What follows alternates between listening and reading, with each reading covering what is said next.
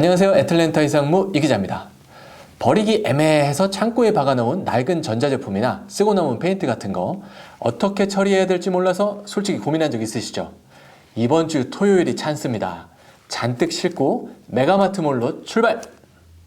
귀넷카운티가 매년 개최하는 지구의 날 재활용 행사가 이번 주 토요일 둘루스 귀넷플레이스몰 내 구 메이시스 백화점 주차장에서 진행됩니다. 이번 행사에서는 종이 파쇄는 물론 대부분의 전자제품이 무료로 수거가 됩니다. 다만 TV나 모니터, 프린트 등 일부 항목은 약간의 비용이 발생할 수 있다고 하네요. 페인트는 차량당 10갤런, 타이어는 8개까지 가능하지만 휠을 제거해서 가지고 와야 하는 등 수거 시에 지켜야 하는 수칙이 있으니까 확인해 보시기 바랍니다. 올해 행사는 수년간 열렸던 로렌스빌 야구장을 떠나 새로운 장소에서 개최하게 됐는데요.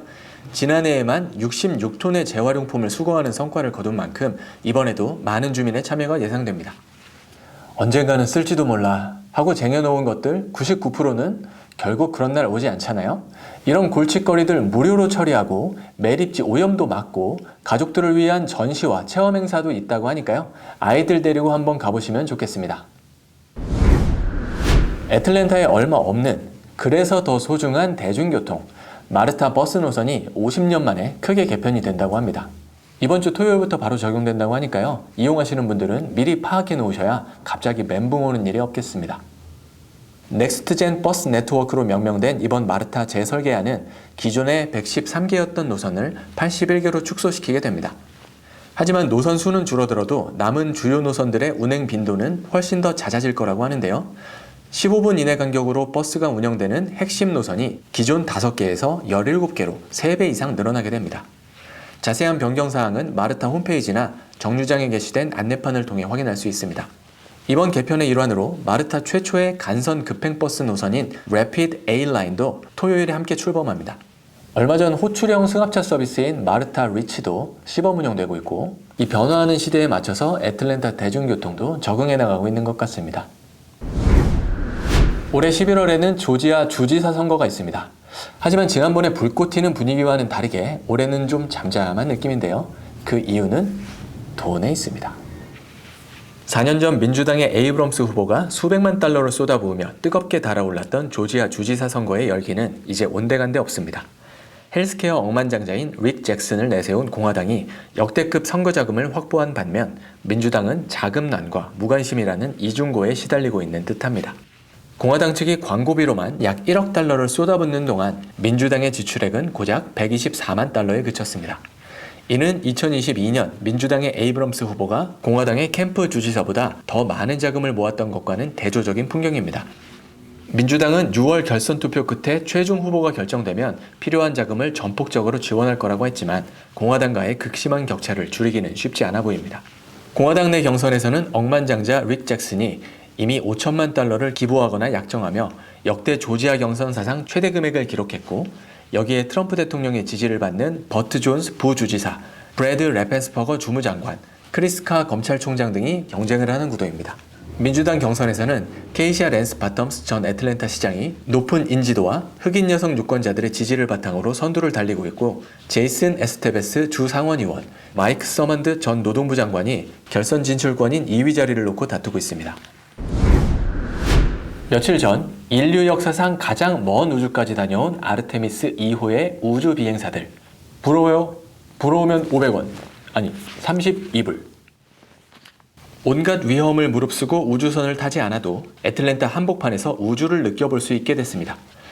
북미와 전 세계 주요 도시에서 이미 성황리에 개최되어 온 몰입형 우주전시 더 인피니트가 애틀랜타 풀먼 야드에서 오픈해 첫 주말부터 전석 매진을 기록하며 뜨거운 인기를 얻고 있습니다.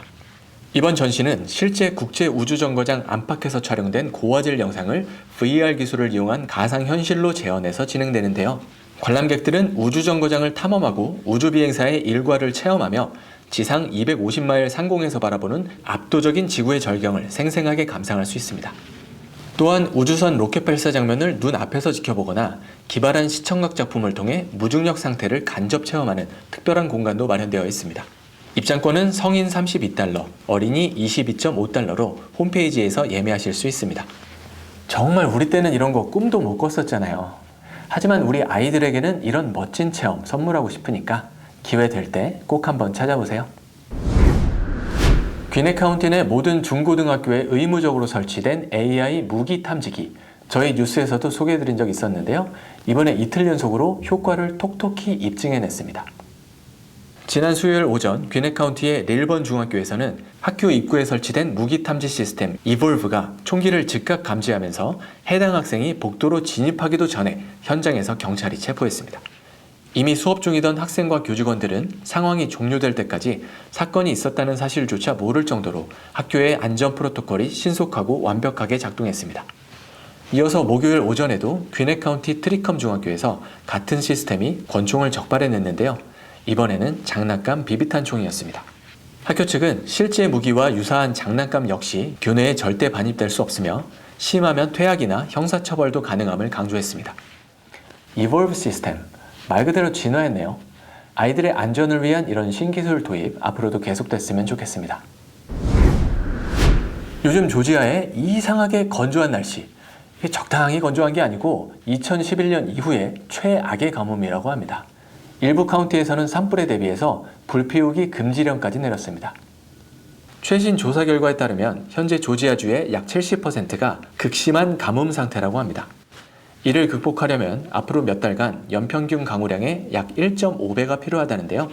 반면에 기상예보에 따르면 이번 일요일 오전에만 약간의 소나기 가능성이 있을 뿐 충분한 비 소식은 없는 상태입니다.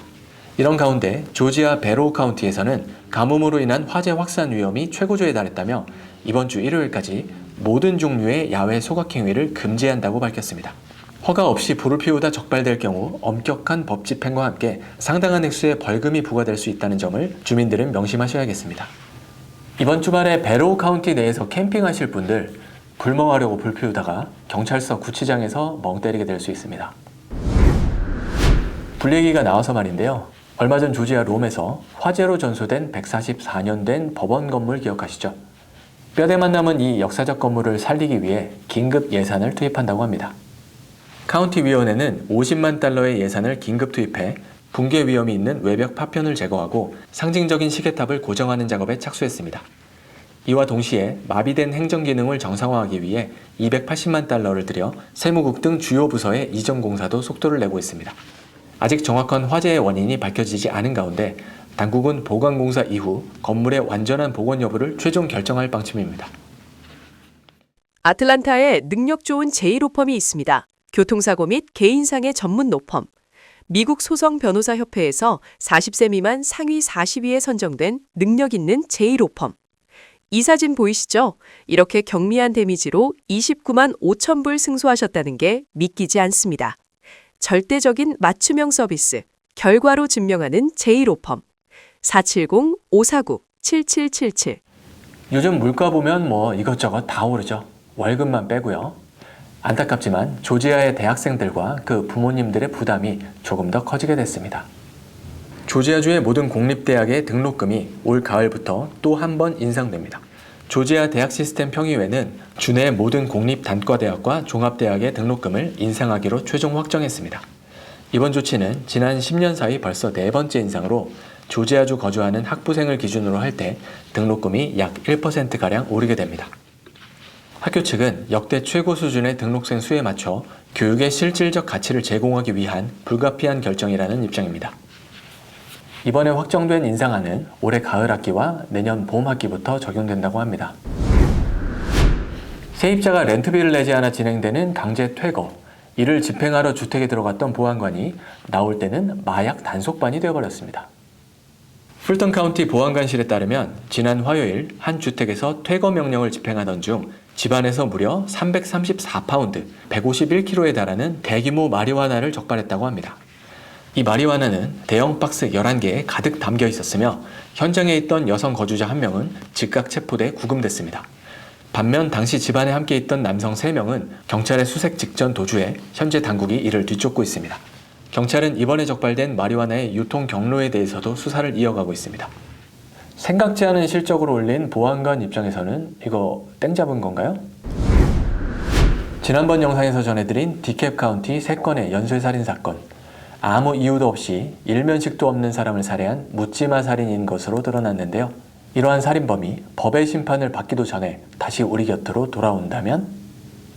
디캡 카운티와 브룩헤이븐 일대에서 하룻밤새 2명을 살해하고 1명에게 중상을 입힌 연쇄 살인 용의자가 최근 법원에 보석을 신청하면서 지역사회가 분노로 들끓고 있습니다. 용의자 아벨은 한 식당 앞에서 마주친 여성에 대한 총격을 시작으로 거리에서 잠자던 남성에게 총을 쏘고 반려견과 산책하던 여성까지 무참히 살해하는 등 잔혹한 범행을 벌인 것으로 파악됩니다. 용의자 측 변호인은 도주 우려가 없다는 이유로 보석을 요청했지만 주민들은 이를 순수한 악의 석방이라며 오는 27일에 있을 보석 심리에 앞서 강력히 반발하고 있습니다. 설마 보석이 허가될 리는 없다고 생각은 하지만 악랄한 데다 뻔뻔하게까지 한 걸 보니까 피해자 가족들의 입장에서는 정말 피가 거꾸로 솟을 것 같습니다. 지역 한인들 소식 전달드릴게요. 민주평화통일자문회의 애틀랜타 협의회가 지난 14일 서울 강남구 협의회와 상호 협력 강화를 위한 업무 협약을 전격 체결했습니다. 두 협의회는 앞으로 평화통일에 관한 지역사회의 여론을 수렴하고 다양한 공동사업을 추진하기로 약속했습니다. 단순한 교류를 넘어 해외의 한인사회와 한국 내의 협의회가 실질적인 협력 모델을 구축했다는 점에서 남다른 의미가 있다고 합니다. 조지아 한인상공회의소가 비즈니스 네트워크를 강화하고 차세대 창업 인재를 발굴하기 위해 비즈니스 스타트업 골프 대회를 개최합니다. 대회는 오는 11일 해밀턴밀 골프 대회에서 열리며 여기서 조성된 기금은 연말에 열릴 사업 비전 공모전의 소중한 재원이 됩니다. 참가 신청은 5월 4일까지 선착순으로 진행되고 홀인원 경품으로 제네시스와 아우디 등 고급 차량들이 준비되어 있어 참가자들의 기대를 모으고 있습니다. 오카리나의 맑은 선율이 지구촌의 소외된 이웃에 희망을 전합니다. 오카리나 USA가 오는 5월 9일 스와니 라루체 극장에서 선교는 희망이라는 주제로 후원 콘서트를 개최합니다.